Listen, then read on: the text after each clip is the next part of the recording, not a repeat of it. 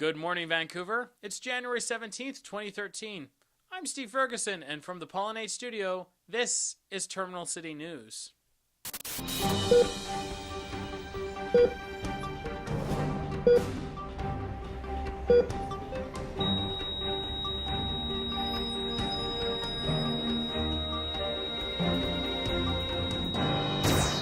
Not more than 2 hours after I announced the closing of the Ridge Theatre and the downfall of anything fun in our fair city, it was announced that the Waldorf Hotel in Hastings, first opened in 1947, was bought by condo developer Solterra Group.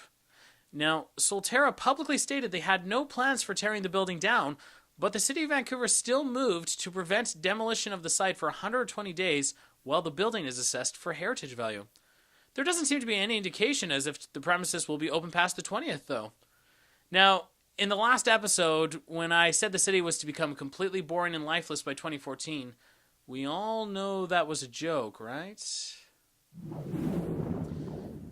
A report on the BC Liberals obtained through a Freedom of Information request found that there was no mention of the film industry in the Liberals' job action plan.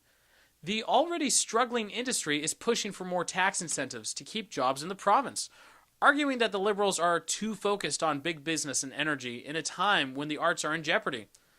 An online petition is making the rounds, but when I contacted the Liberals' main office, an MLA speaking off the record told me it was because Miss Clark had just finished watching the Twilight Saga and decided if we've stooped to that level, the industry is already dead. In Burnaby, earlier this week, a 73-year-old man had to be rescued by firefighters as he was trapped beneath all the junk he had been hoarding in his house. It's unknown how many cats, dogs, and fish have likewise perished. The city of Vancouver, in their infinite wisdom, decided that enough was enough with some of the people breaking some of these bylaws in the city and have increased municipal fines from $2,000 to $10,000. Because clearly they feel that it isn't big business that is really threatening the community, but the homeless and yard sales. On Monday, over 2,000 protesters stormed the streets of Vancouver around the Sheraton to protest the big secret Enbridge meeting, waving signs, banging drums, and braving the weather. 5 protesters even managed to get past the police and stormed the lobby, flashing their t-shirts which said, "Stop the pipeline." The protesters were then arrested and the area was deemed a crime scene.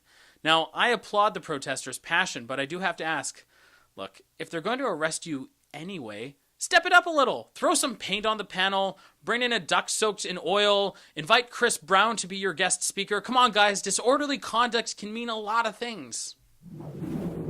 Even more money is being spent by the BC Liberals on attack ads against the NDP. NDP leader Adrian Dix found himself watching television and saw attack ads targeting him.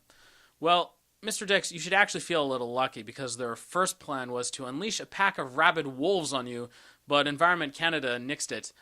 Well, I mean, I'm sidetracking a little. You know, Miss Clark, you should give it a rest because you've really lost the next election. Can you just throw in the towel? Gateway Casino's plans to build a new casino and hotel in South Surrey were met with some fierce opposition this past week as 200 protesters called the development irresponsible and wanted no part in the moral degradation of their community. Come on, White Rock, you're being pessimistic. Think of all that a casino can bring to your area. Your spouses can learn to stop abusing alcohol and go get a gambling addiction instead. I'd like to mention I didn't write that last joke. Hey, British Columbians, guess what? 5 million of you have had your privacy compromised. Sorry, it's really hard to put a fun spin on that. So, yeah, both StatsCan and Community Health Services are apologizing profusely for the loss of the physical and mental health information of a significant portion of BC's population. Between that and Canada's student loan services losing millions of students' identity and banking information, I think we can all agree it's a really bad time to be a resident of BC. Well, in case any of my personal information was compromised, I'll save you potential hackers any trouble right now and let you know that I'm broke, but in pretty good health. I may also be insane. A burglar in Prince George got way more than he asked for earlier this week when he got beamed several times by a baseball bat. The elderly woman living inside saw the man come in through the window and took a bat to him, chasing the man out, probably bleeding profusely. No word yet on if the would-be thief was dressed as a multicolored donkey. The Arts Club is generating some waves by playing Ride the Cyclone, a dark comedy musical about some kids who are killed on a roller coaster. The show plays until February the 16th and will be followed up by their adaptation of Halifax Explosion, the musical. Okay, not really, but if you guys do consider using my script, can I be in it? That's all the news we have for you this week, Vancouver. Check back next week when I answer all that hate mail coming from White Rock.